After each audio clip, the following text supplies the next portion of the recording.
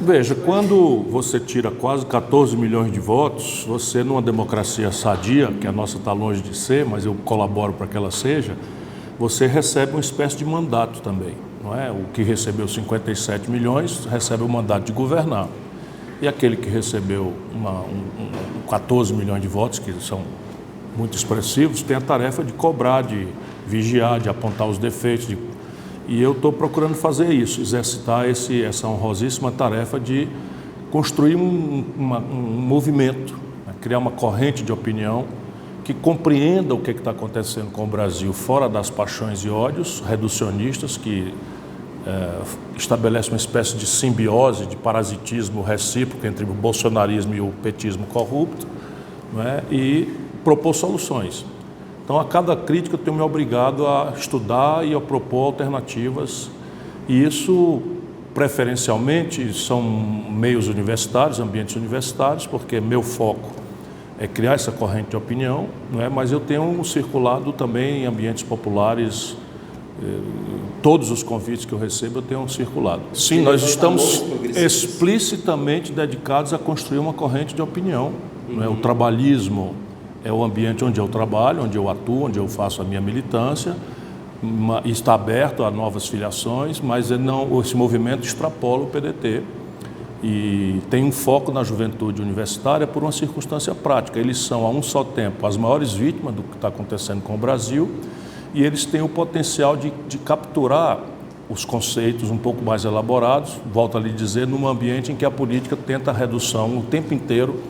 Não é? Eu não me esqueço de sair o Datafolha mostrando o desmilinguir da popularidade do Bolsonaro, e ele então faz um discurso dizendo que, claro que está errando, que vai procurar corrigir, mas que as pessoas não ataquem muito, senão o PT volta. E no mesmo dia, a Gleisi Hoffmann, que é a líder dessa quadrilha que hegemonizou o PT, a Gleisi Hoffmann diz, não existe centro no Brasil. O que existe no Brasil é o PT e o Bolsonaro. E eu acredito que este reducionismo está fazendo muito mal ao Brasil, foi isto que produziu o bolsonarismo, não é? E que a gente precisa construir um caminho para sair disso. A presidência da República tem uma capacidade convocatória absolutamente extraordinária.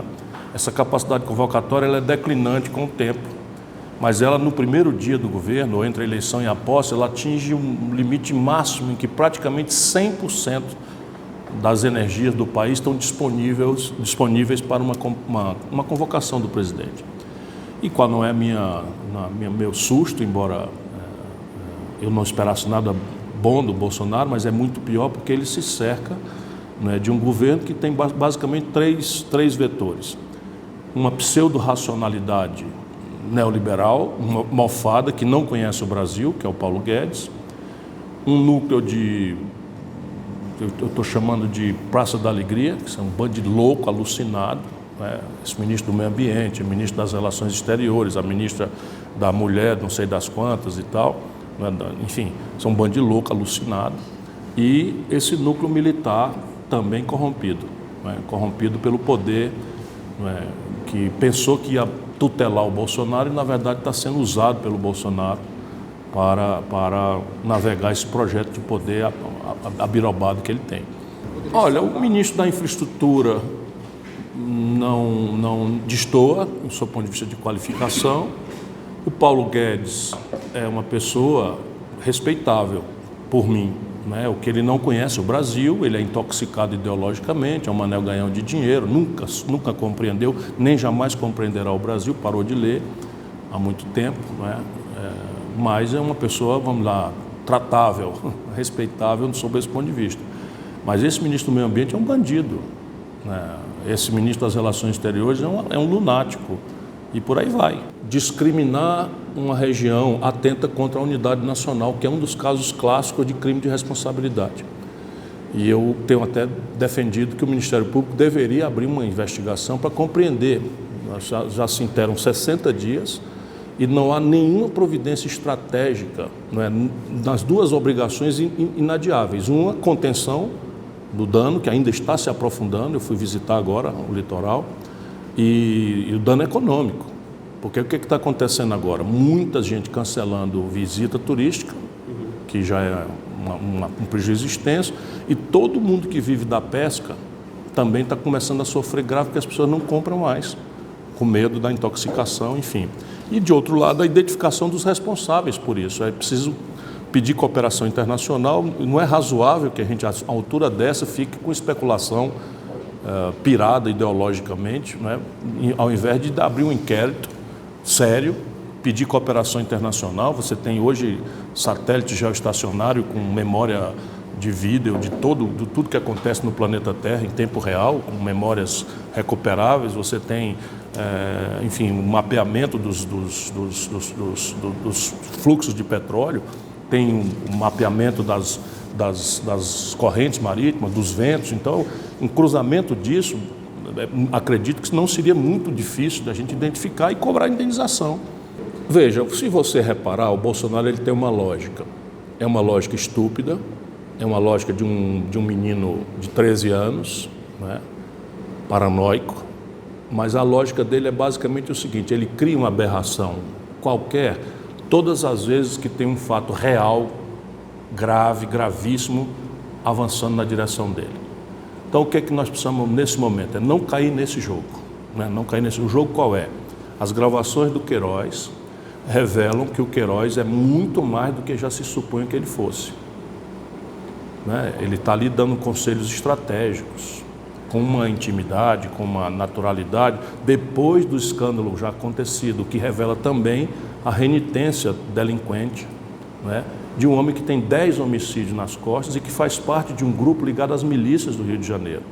Então é dinheiro roubado, usando a expressão popular, dinheiro subtraído, né, dos cofres públicos pelo Bolsonaro, ele próprio, deputado federal, pelos filhos, senador, vereador, deputado estadual, não é? E a mulher dele, Bolsonaro, recebendo dinheiro do Queiroz e a conexão com as milícias. Isso é o que precisa ser esclarecido e não adianta o Jair Bolsonaro ficar inventando filmezinho e negócio de homem mijando em cima de homem, como foi em outra ocasião, o mesmo truque. Veja, o Lula não está nada bem. Deixa eu só esclarecer. Se alguém vir uma única sozinha declaração minha me queixando de que o PCdoB não veio para mim, foi para o PT, então o Lula terá razão, mas ele está mentindo.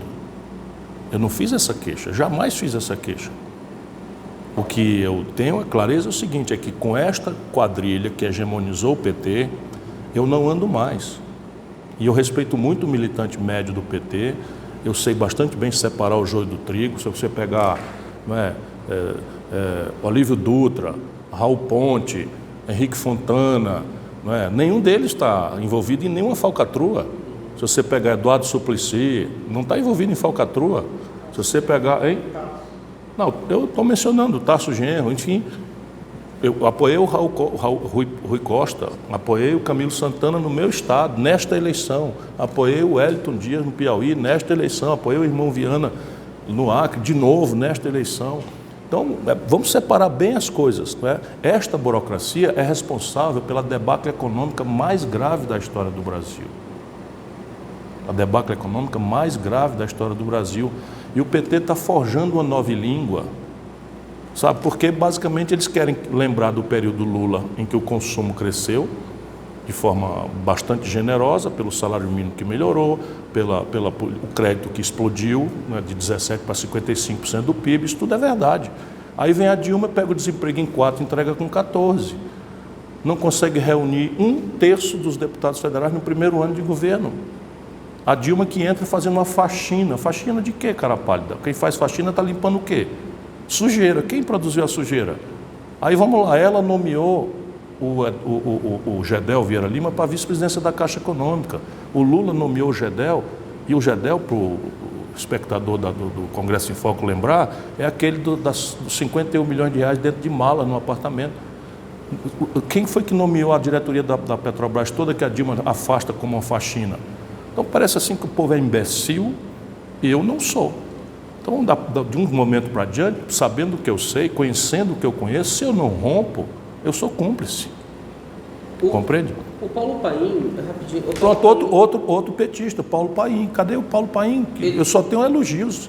Ele falou recentemente, em entrevista ao Congresso em Foco, que se o PT tivesse apoiado o nome do senhor, saiu na revista ontem, inclusive, se o PT tivesse apoiado o nome do senhor, o cenário seria outro. O senhor acredita, concorda com isso? E se o PT tivesse apoiado, o senhor teria aceito o apoio? Não, porque não era meu plano. Meu plano não era esse. Meu plano era apresentar uma alternativa. Eu achava que se o PT tivesse um pingo de apreço ao país e pensasse um minuto no Brasil, nos brasileiros, e não em si próprio, como máquina de poder pelo poder, de projeto de poder pelo poder, eles poderiam não ter lançado candidato. Porque se o PT vem comigo, quem ia perder era eu. Por quê? Porque a força dominante naquelas eleições, muito justamente, ou parte injustamente, porque a vida real é assim, era o antipetismo.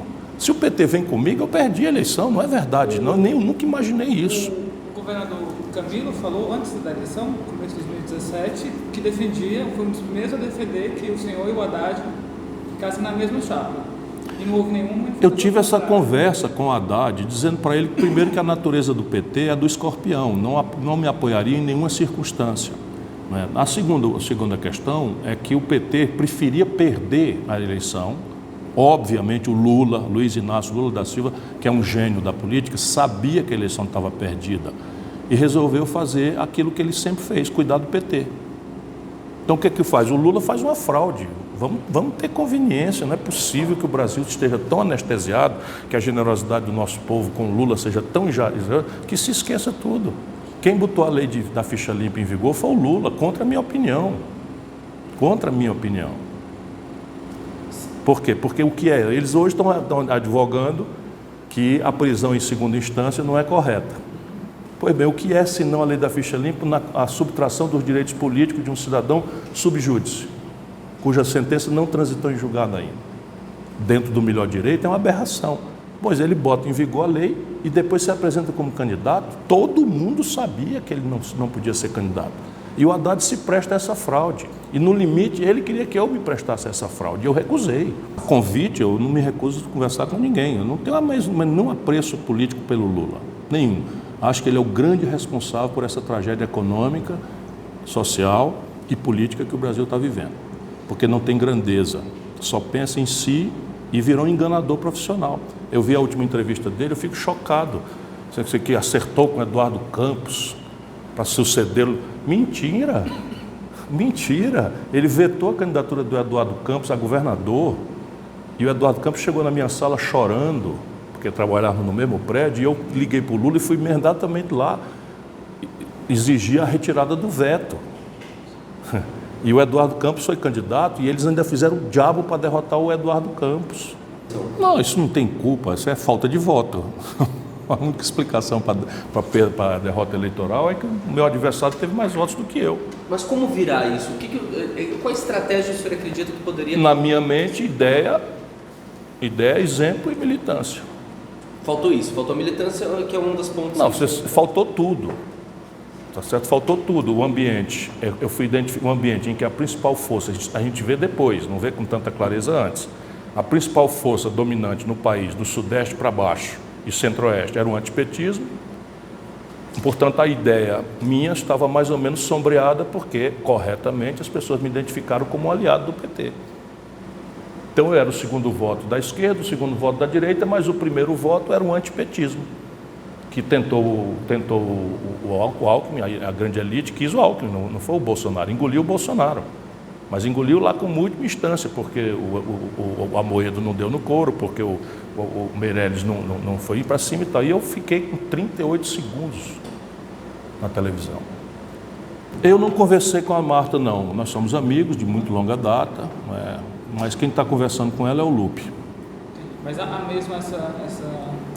Nós estamos conversando com todo mundo. Nós temos uma conversa com, por exemplo, a Semi Neto, DEM. Nós temos uma conversa relativamente a miúde com o Rodrigo Maia. Com o Rodrigo Maia nós fizemos uma exigência a ele, né? E ele está cumprindo rigorosamente para apoiá-lo para a presidência da Câmara. Já discrepamos do PT nesse momento.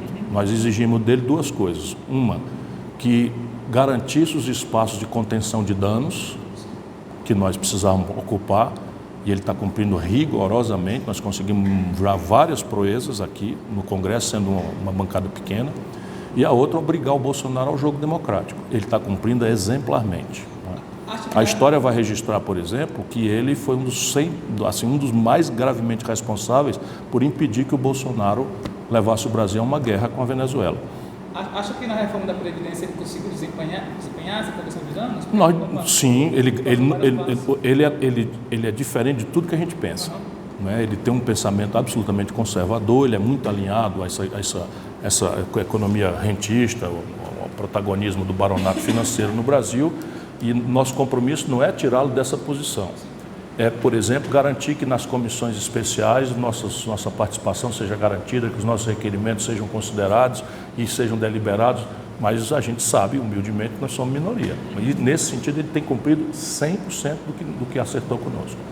As duas propostas que estão tramitando, nenhuma delas merece o nome reforma tributária. São duas iniciativas de simplificação da administração tributária para atender aos empresários, o que não é ilegítimo, mas ela não cumpre as outras graves tarefas de uma coisa que merece o nome de reforma tributária. A primeira, financiamento eficaz do setor público. A segunda, progressividade, para ser uma ferramenta mais relevante na matéria de distribuição de renda. Então, só o Brasil e a Estônia não cobram imposto sobre lucros e dividendos. Eu cobrei quando fui ministro da Fazenda do Itamar, o Fernando Henrique revogou e o lulopetismo manteve revogado. Percebe? Ninguém é de esquerda porque se afirma de esquerda. Só o Brasil e a Estônia não cobram imposto sobre lucros e dividendos empresariais. Depois você tem hoje as renúncias fiscais. Né? Antes de você fazer uma reforma tributária, você tem aí 350 bilhões de reais esse ano de renúncia fiscal, sem nenhum critério. Em tempos de crise, nós já fizemos no Ceará. Por que você não desconta 20% disso? 20%. Isso dá 70 bilhões. As duas providências acabam com o déficit. Depois você tem o ITR no Brasil, dessa grande fazenda do agronegócio mundial, que é o Brasil, recolhe 1 bilhão de reais por ano. O IPTU da classe média do povo da favela recolhe 20 bilhões. Percebe? O imposto sobre grandes heranças, acima de 3 milhões, 4 milhões, 5 milhões de reais, nos Estados Unidos é 40%, no Brasil é 4%. Então essa reforma não passa longe de uma reforma tributária verdadeira. O governo tem falado de desonerar empresas, né? Mas assim, tem ainda o outro lado do... Sim, a proposta do Guedes seria criar um novo CPMF, que eu propus abrir a discussão na campanha, porque eu considerava digno, decente, você legitimar isso no processo eleitoral. Eles ficaram violentamente contra e o Guedes, talvez essa vai ser a razão final do Guedes sair e ir embora, quer propor uma CPMF ainda mais dura do que a que eu propus, porque eu criava uma faixa de isenção até R$5 mil por CPF mês. Então era uma coisa só para andar de cima e dava aí mais uns 60, 70 bilhões de reais. Enfim, eu tinha como virar o jogo do déficit público brasileiro em 24 meses apenas por conta da anterioridade. Porque fiscalmente você tem condição de virar o jogo em 12 meses apenas. Né? E aí, qual era a lógica do Guedes? Propor esse tributo e tirar a contribuição patronal na folha de pagamento. Isso é uma aberração. Isso é uma aberração. Você acaba de fazer um sacrifício imenso para fazer uma reforma da Previdência que pesa 83 de cada 100 reais em quem ganha até 3 mil reais de salário e vai agora desonerar 2/3 da arrecadação da Previdência. Então o senhor é contra desonerar, mas a favor de ter Não, eu acho que nós temos que fazer uma reforma previdenciária séria. E essa reforma previdenciária séria foi proposta também por nós na campanha. Enquanto o Bolsonaro dizia, com todos os S's e R's, é só você procurar na internet, que era contra. Falava em 65 anos é um absurdo. Como falava em privatização, a entrega criminosa, o Fernando Henrique devia ser fuzilado porque vendeu a Vale do Rio Doce, agora está aí como um mascate de 5ª categoria, entregando as riquezas do Brasil aos estrangeiros. Mas acha que há possibilidade, há consenso hoje no país para algum tipo de reforma tributária? Não é provável. Nenhum. Por quê? Porque nós estamos no pior momento para propor uma reforma tributária. Qual é? Um momento de déficit. Um momento de déficit grave. Toda e qualquer reforma tributária que vá em direção a atender o empresariado diminui a receita. E o governo pode abrir mão de receita? Nesse momento estão mentindo. Tanto que o governo, até o presente momento em que eu lhe falo, não tem proposta nenhuma. Vamos ter clareza, não tem proposta nenhuma. E essas propostas que estão circulando aqui, a gente está esmiuçando, é um negócio inacreditável. Por exemplo, diminuir a incidência nos bancos. O único setor que está lá nadando de braçada com a economia real toda indo para o vinagre, os bancos têm o maior lucro nos últimos 25 anos, e olha que o lucro no governo PT foi sem precedente internacional. Isso é ser de esquerda para essa burocracia corrompida do PT. Ser de esquerda é garantir a concentração de 85% das operações financeiras em apenas 5 bancos. Como se isso é fazer a população carcerária com jovens negros tal, subir de 270 mil para 720 mil, resolver o problema depois de 14 anos, o problema da saúde pública no Brasil, trazendo médico de Cuba, porque não alteraram uma linha na questão da formação, que é basicamente um projeto de país que não tem. Um projeto deles é poder pelo poder. Então, falando nisso, veja bem, hoje os bancos pagam ISS sobre as tarifas, eles estão fundindo o ISS no IVA, que vai chamar IBS, nessas duas propostas. Só que os bancos pagam contribuição social sobre o lucro líquido e PIS/COFINS na rentabilidade das transações financeiras. Como eles vão trazer isso também para dentro, fica exonerado o banco. Veja, por que não temos uma reforma tributária correta? Porque, veja, as melhores práticas internacionais cobram IVA. Qual é a característica do IVA? É um imposto sobre o consumo destacado na nota, cobrado no destino. Nunca São Paulo vai permitir que isso se plaque no Brasil. E nisso será apoiado por Minas, Rio e Rio Grande do Sul. Por quê? Porque o ICMS, que foi imposto pela ditadura e foi recopiado pela Constituição de 88, porque foi o Serra que fez, etc., né? O que é que acontece? Hoje o sistema de tributação sobre o consumo brasileiro é com crédito na origem. Então, se, por exemplo, eu hoje pago lá no Ceará, o camarada paga 17% na televisão, 8% vem bater em São Paulo. Se eu cobro um IVA, esses 17% fica lá. São Paulo perde 8%. São Paulo está com a linha d'água para quebrar. Não quebrou ainda, porque faz 4 anos que não reajusta os funcionários e passou 8 meses sem pagar dívida com a liminar dessas aberrações que acontecem no Brasil. Em entrevista recente do Lula, né, nessas que ele tem dado ultimamente, ele falou ao UOL que fez uma analogia com o filme Central do Brasil, disse que ele é Fernanda Montenegro, o senhor aquele menininho rebelde. Ele não está nada bem, ele não está nada bem, porque ele não entendeu nada do filme. Ou ato falho, que mais Freud explica do que eu. Porque o personagem da Fernanda Montenegro é de uma velha picareta, desonesta, que rouba o povo, recebe dinheiro do povo para escrever cartas, do povo analfabeto, mais simples, e joga as cartas fora e fica com o dinheiro no bolso. E estava negociando o corpo do menino, que ia ser assassinado, para doação de órgão, para vender os órgãos do menino. Esse é o personagem que o Lula assumiu para si, e eu seria o menino. Ele não está nada bem, não está nada bem. Veja, ali é o festival, é o Cine Ceará, que acontece todo ano, e eu tenho uma história de comparecer todo ano nesse negócio aí, de ver o filme, que é um filme espetacular de um diretor cearense, com a Fernanda Montenegro, que é uma querida amiga de 30 anos, minha eleitora, inclusive, que o Lula fique sabendo. Né? Aí ele senta lá, quando acaba a solenidade, baixou o escurinho, levantou e foi embora. Só quem assistiu o filme fui eu. Não viu. Isso é o fake news, a versão é que importa agora. Nos cumprimentamos como sempre. Mas ele tem procurado o senhor desde a eleição? Não. Não, nem procurado, nem nada? Nem no dia da eleição. Ele mesmo falou. Nem no dia da eleição. Esse povo não gosta muito da verdade, não. Aqui meu telefone, meu sigilo telefônico. Se tiver uma ligação dele aqui, você pode ficar com o meu braço junto. Mas qual a avaliação dele, do senhor, assim, no geral, independente de... É uma boa pessoa. É uma boa pessoa.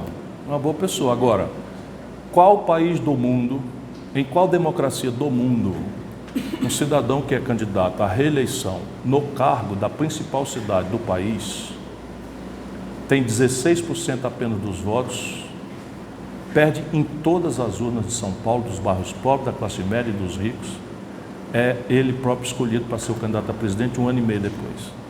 1 ano depois. Aí veja bem, lá no Ceará eu ganhei a eleição, deputado André Figueiredo, meu líder. Lá no Ceará eu ganhei a eleição. Na capital, onde está o eleitorado mais crítico, o Haddad foi 3º lugar. Veio o segundo turno, ele tirou 71% dos votos no Ceará. E na terra dele ele tirou 32%. E o Bolsonaro tirou 68% dos votos. E sou eu o problema? O Bolsonaro termina o mandato? Já dei esse palpite, na minha mente não. Na minha mente não. De onde é que vem esse meu palpite? Vem de dois fatos. Um, a história brasileira. No Brasil moderno, só 3 presidentes terminaram o mandato. Juscelino, Lula e Fernando Henrique. Fernando Henrique e Lula. Então já é uma regra mais ou menos constrangedora na história do Brasil. A segunda é que o Bolsonaro ele não tem treinamento para o antagonismo, como todo dia revela. Ele não tem capacidade, ele é paranoico. Né? Outro dia deu uma entrevista patética dizendo que acorda de madrugada chorando. Você imagina no começo do governo, quando tem a lua de mel e o Congresso ajudando e todo mundo querendo ajudar e não sei o que e tal. Imagina daqui a pouco, quando estourar mesmo o escândalo do Queiroz, o dinheiro na conta da mulher dele, os filhos tudo ali enrolado com milícia e ele próprio enrolado com milícia, tudo está aí. Tudo está aí. E a economia jogando de lado, não sei o que e tal. Não consigo ver. Não consigo ver. Meu jovem amigo, eu sou um velho ganhador de eleições. Não é possível fazer essa redução. A explicação é isso, é que o outro lado teve mais votos. Por quê? Porque a inclinação da opinião pública naquele momento, de uma polarização que vinha de décadas, não é? Era o antipetismo mais tosco, mais claro de ser visto e tal. E aí todo o baronato acabou fechando ali para apoiar. E eu fui visto como uma pessoa respeitável, eu tinha a menor rejeição de todos, porém aliado do PT. O que rigorosamente era verdade. Então eu fiquei na contramão do principal trend naquela eleição. Então agora, qual é a minha questão de linguagem? A minha questão de linguagem é que não tem lugar para mim nesta briga de preto contra encarnado. Não tem lugar para mim, nem para ninguém no Brasil. Se a gente deixar, seu Bolsonaro é um merda, não, merda é você e tal, fica aí, o rebosteio, percebe? E o país vai para o brejo. Então, eu que sou um velho ganhador de eleições, acabei de ganhar as eleições no meu estado, onde as pessoas me conhecem. Agora eu estou propondo um projeto nacional. Por quê? Porque a qualidade desse voto me interessa. Por isso que você acha que eu não sei que você falar em reforma da Previdência na campanha pode gerar incompreensões? Você acha que eu não sei que eu falar numa nova CPMF com faixa de isenção não pode arriscar perder voto? Tudo bem, mas o que eu estava fazendo? Aquilo que eu acho que é a única fórmula de você atenuar a lógica de impasse do presidencialismo brasileiro. Que é você propor antes e, portanto, fazer das eleições presidenciais um plebiscito ao redor de ideias e não de personalidades. Vou apostar nisso. Meu esforço de traduzir isso está sendo todo dia aperfeiçoado, quero achar um caminho e tal. Mas todo mundo entende que no Brasil o rico não paga imposto, que o pobre é que paga imposto, todo mundo entende. E às vezes quando eu desço um pouquinho mais, aí vem me acusar de outra coisa, de pavio curto, de temperamental, porque não querem que o povo saiba das coisas. O senhor acompanhou a eleição da Argentina? Já acompanhou esse candidato que iniciou agora? Acompanhei tudo, desde o princípio. Acha que é um bom candidato ou é o menos pior? Ele é mais qualificado do que a Cristina, do seu ponto de vista de preparo pessoal. Acho que ele está com uma compreensão mais sofisticada da questão, porque um back to the past da Cristina não tira a Argentina da tragédia em que ela se encontra. O capital político dele vai durar muito pouco se ele não tomar providências importantes ali. Eu, na pré-campanha, eu fui contratado profissionalmente para dar uma consultoria para uma empresa de marketing que estava fazendo assessoria. Eu estava ajudando a desenhar o programa, por isso eu mergulhei fundo na questão da Argentina. É uma tragédia monstruosa. E se eles não fizeram um rumo novo, diferente, é muito difícil que ele consiga se engrenar ali. O senhor atuou na campanha dele? Não, era pré-campanha e haviam pré-candidatos e eu atendi a uma empresa brasileira que fazia assessoramento para um candidato lá. Mas acho que isso pode significar uma nova... Para um pré-candidato que acabou não sendo. Essas pessoas, elas são loucas, sabe? Elas estão substituindo a inteligência e a observação empírica por dogmatismo ideológico. Isso é o problema do Guedes. O Guedes é um aluno medíocre de Chicago, não tem um papel relevante, nunca escreveu nada, nunca contribuiu não sustenta um debate com o André Lara Rezende, nem de longe e tal, e parou de ler para ganhar dinheiro. E ficou com aquele dogmatismo, não percebeu nada que aconteceu, mesmo no ideário de Chicago.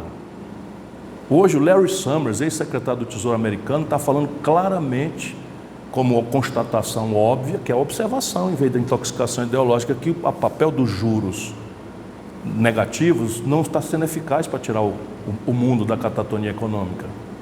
E que é preciso agora fazer um movimento fiscal. Parece eu falando, como sempre. Eu falo isso a vida inteira porque eu fui governador, camarada.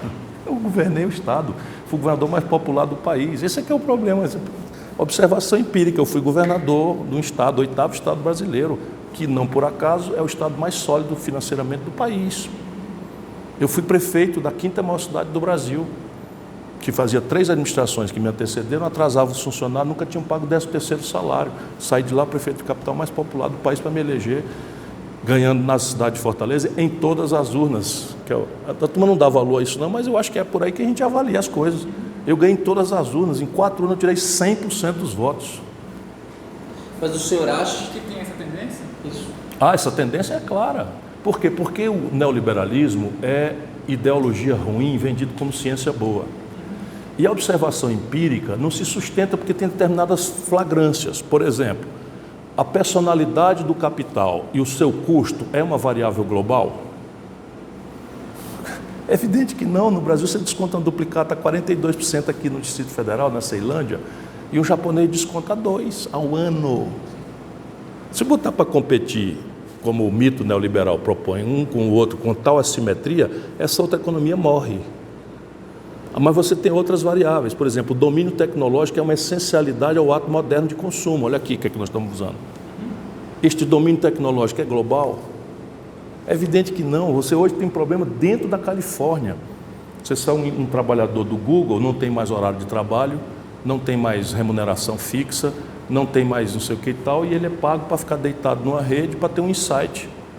Aí ele desce e vai comer um sanduíche que vai ser servido por um migrante mexicano ilegal, que não ganha nenhum salário mínimo. Imagina isso internacionalmente. E depois a escala. A China é só, vamos dizer, o componente explosivo, mas todo o vanguardismo hoje, o capitalismo, está pensado isso. O capitalismo tende ao oligopólio. Mas, governador, a dúvida é se esses candidatos de esquerda podem se aplicar no... Sim, mas rapaz, o que é ser de esquerda? O PT pode-se dizer de esquerda? O PT, o que o PT faz? Qual é a economia política do PT e do Lula? Qual é a diferença da economia política do Lula para do Macri, para do Pinheira? Qual é a diferença? Da economia política que eu estou falando. Que ali tem um componente, qual seja, puro consenso de Washington, políticas sociais compensatórias para humanizar o caminho. Aí deu um freado nas privatizações, tem uma diferença. Eu sou honesto intelectualmente. Não, deu uma freada nas privatizações, ok, né? Fez uma imensa inversão em direção aos pobres, com políticas sociais compensatórias de massa, e isso tirou a fome do lado das brasileiras, não é pouco, mas isso aqui tudo é neoliberalismo. Você não tem um projeto de país. A carga tributária brasileira onera os pobres. Depois de 14 anos de dito esquerda, aí que você sabe quem é que é de esquerda e quem não é. O Chile chegou a esse colapso todo porque é absolutamente impraticável a modelagem. E a modelagem ancestralmente é assim: o Chile depende, como o Brasil está indo de novo para depender, excessivamente de commodities. E no caso do Chile, com um portfólio de commodities muito restrito, que é basicamente o cobre, fruta e pesca. Então, isto daqui não paga eletroeletrônica, não paga química fina, não paga bem de capital, e as populações mundiais todas aspiram a um padrão de consumo moderno. Então, o que é que o Brasil está fazendo? Com o Lula, com o PT, com o Fernando Henrique, com todo mundo. Está destruindo a indústria na ilusão de que nós vamos pagar o nosso modo moderno de vida com commodities. Qual é a característica das commodities? Na história da humanidade, sem faltar nenhum. Só não quer ver quem é burro ou cego, ou mau caráter. Né? As commodities, elas oscilam de preço. Então, só para você ter uma ideia, o Lula pagou essa farra de consumo vendendo petróleo a $110. Minério de ferro a $190. Quando a Dilma é derrubada, o minério de ferro estava sendo vendido a 38 e o petróleo a 30. E aí você tem, qual que é o problema da Venezuela? Monocultura do petróleo. Agora, por que a tensão na Venezuela desacelerou? Porque o petróleo está em alta e aí desacelera a crise na Venezuela. Sabe quanto é que custa um litro de gasolina na Venezuela? 2 centavos, 3 centavos. Puro populismo, negócio de esquerda. Esquerda do cacete. Esquerda do cacete, todo um bando de mentiroso, um bando de demagogo, de caudilho, né, que não tem menor compreensão estratégica, que quer que o povo estabeleça uma dependência personalíssima de fulano gritando. Isto é o velho caudilismo sul-americano. O que tem de esquerda, pelo amor de Deus? Qual a saída do Chile? Qual vai ser o fim ali dessa... Veja, eles foram longe demais. Nós, no Brasil, estamos indo para o mesmo rumo estratégico, né? Então, para eles ali, eles vão ter que fazer uma questão fiscal grave, vão ter que corrigir. Então, vão ter um problema fiscal e inflacionário, como desdobramento desse fundo do poço que não está ainda, não se atingiu ainda, porque as concessões apressadas que o governo está fazendo com medo da rua não guarda coerência com as contas. Então, vão ter que fazer a contribuição patronal na Previdência, que o Guedes queria fazer aqui sem contribuição patronal. Vai ter que fazer a contribuição patronal e vai ter que subir imposto. Essa crise do presidente com o partido dele, já viu algo parecido antes? Algo Não. O Bolsonaro é um despreparado paranoico. Então, isso é uma característica do paranoico, é brigar na sua circunstância, é ver o inimigo do seu lado. E ele é isso, ele é um despreparado, completo e paranoico. Alguns parlamentares ali do PSL chegaram a me falar, inclusive da ala bolsonarista dessa briga, que eles não têm contato com o presidente Jair Bolsonaro, né? Não existe esse contato com a base. Seria esse um dos principais? Ele tem horror a isso. Eu fui colega dele aqui na Câmara. Ninguém cumprimentava o Bolsonaro porque ele tem horror, ele é avesso à convivência das pessoas. Eu chegava, brincava com ele, dizia que tinha votado em mim. Tinha um gabinete ali a 50 metros, 30 metros do meu. Passava na minha sala para me perguntar as coisas e tal. O Bolsonaro é um paranoico, estou te dizendo. É inacreditável para um cara como eu. Todo dia acorda assim, mas porra, eleger esse cara presidente do Brasil. O Eduardo Paes, só para você ver como as coisas são, Eduardo Paes era deputado federal, agressivo na CPI dos Correios, que era a CPI do Mensalão. E aí tinha lá um requerimento para chamar o filho do Lula. Aí fizemos uma reunião, tal, todo dia, 7 horas da manhã, reunião ali com o Lula chorou e tal, porque ele disse que me viu chorando, eu também já vi ele chorando muitas vezes, uma delas foi essa, o filho ia ser convocado na CPI. Aí eu percebi que ali era o limite, liguei para algumas pessoas, eu dizia, é daí para trás, isso aí nós não vamos engolir não. Vou contar essa para vocês aqui, em homenagem à enganação do Lula. Aí uma das pessoas que eu liguei foi o Aécio Neves, então governador de Minas Gerais. Doutor Aécio, é daí para trás.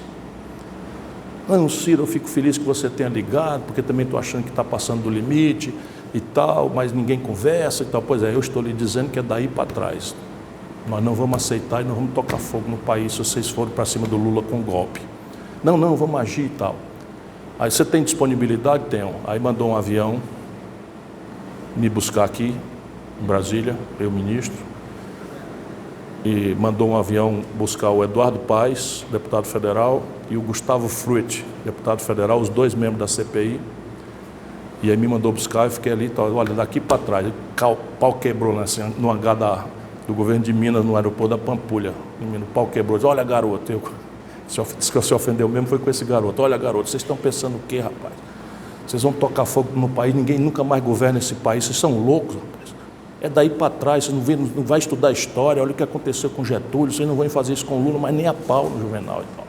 E aí conseguimos, tiramos o requerimento. Foi em que ano isso? Que ano foi? O auge da CPI do Mensalão. 5, 6? 2004, 2005, sei lá, 2005.